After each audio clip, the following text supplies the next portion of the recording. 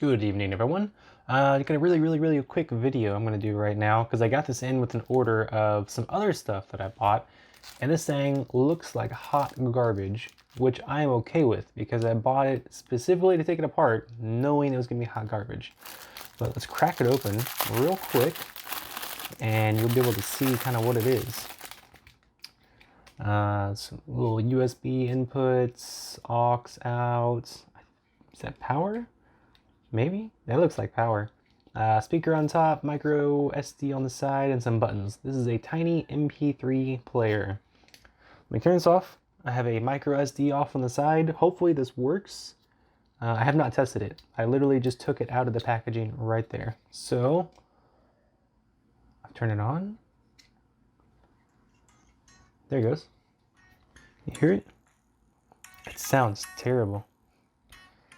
Can I adjust the volume? Oh, there it goes. Oh. I'm actually kind of impressed. Yeah, that's kind of neat. For being how small it is, it doesn't sound that bad. I'm almost thinking it's probably like a Game Boy sized speaker in there. Which even the Game Boy, like Game Boy Color and Game Boy Advance, whatever, the speaker in that is pretty nice. It's blowing out a little bit right there. Alright, let me turn that off.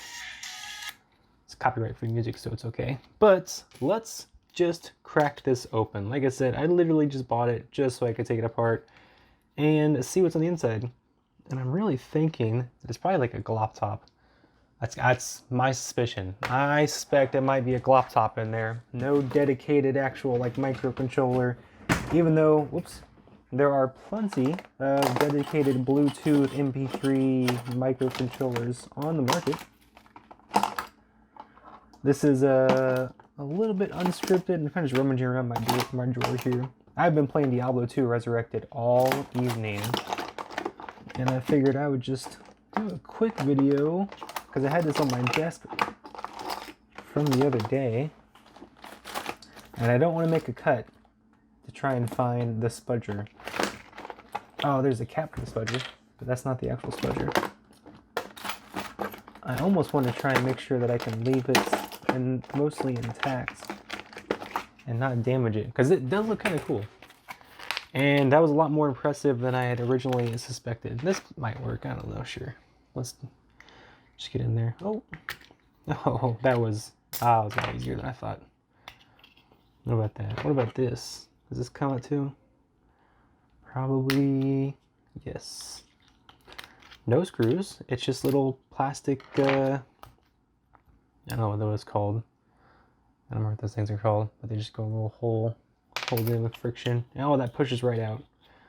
Oh, and that's adorable. Look at that little lipo too. And the speaker, that's weird. So it was like this, right? So it was in here like this, and the vent grill was on the top. But you look, the speaker is facing down. I don't know if you can see that. I don't want to pull too hard because it might rip on the speaker itself. No, it's coming off. Gently. There we go. Oh, I think that's just a cover anyway. This right here. But yeah, it's just facing down. So I guess they're trying to give it some more reverb. So they had it facing down away from the vent. That way it'd start bouncing off the walls and the stuff on the inside. It might make it a little dampen it, but it should dampen the loudness, but increase the reverb, kind of make it sound more bassy and less hollow. And then this little button, or this little lipo, oh, that's so tiny. That's a lot thinner than I was anticipating. Actually, you know what, let me take that back. That's a lot more generous than I should have expected. No marking, it just says L4. Honestly, if I had to guess, this is probably like, I don't know, 100, maybe 100 milliamp hours. I might just slap this on my charge tester and see.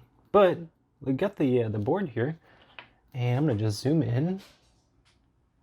If you're hearing noise in the background, that's my cat. I don't know what he's doing, but he's in the kitchen getting into something.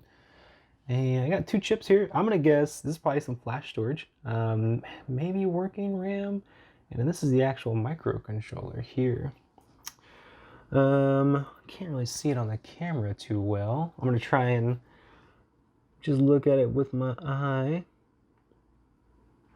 Ooh, it's tough. I'm not blind or anything, but this one's pretty tough. One sec. I'll just take a picture with my other camera and then zoom in, little digital zoom on that.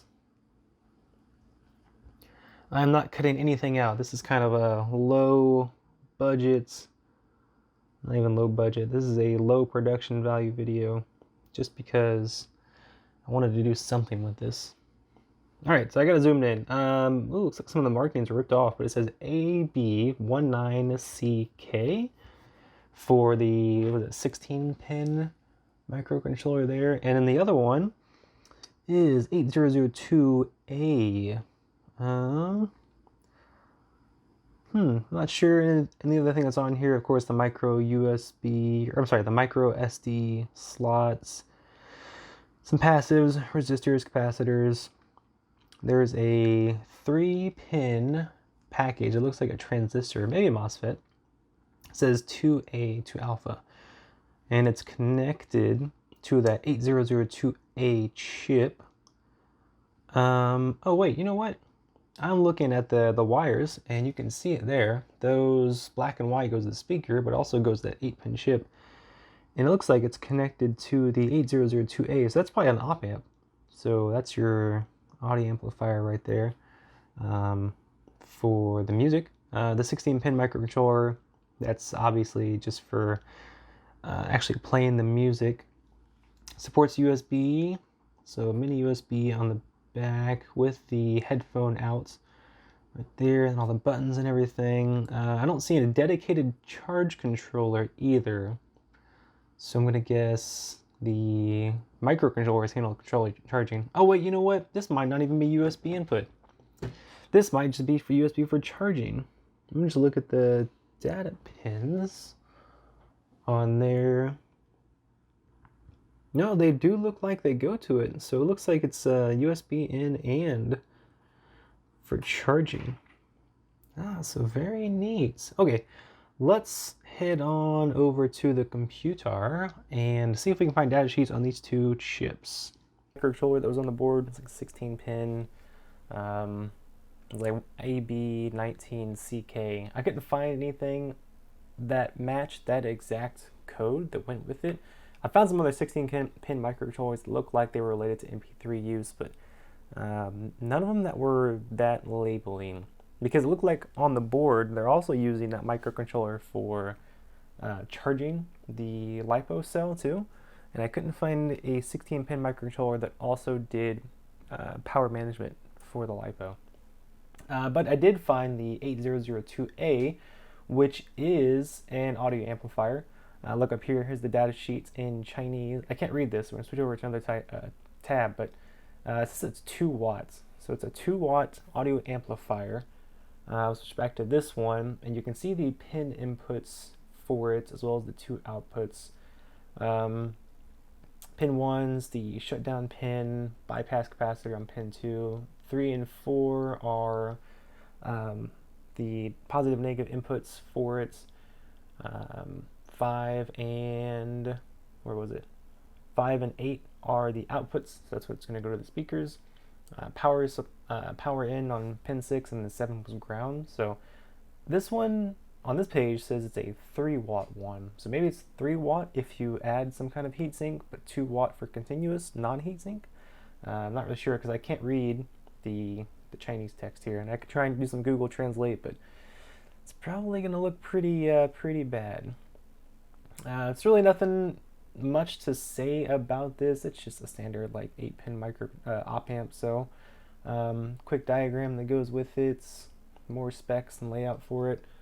Up here it did say 2 to 6 volt input, so this could be run directly off of the LiPo cell, just straight connected to it, because the LiPo is 3 volts is about where it cuts off on most power management chips, and then 4.2 volts is it's what's considered the fully charged LiPo. So this is I'm gonna just end it here. Super quick video. Not really much editing to do. Not super interesting, but it is a tiny little speaker, and it did actually sound fairly decent. I mean, considering how crappy it looked, I was surprised. So I end it here. Thank you all for watching. Hopefully this was at least kind of interesting to look at, and hope you all have a great rest of your day.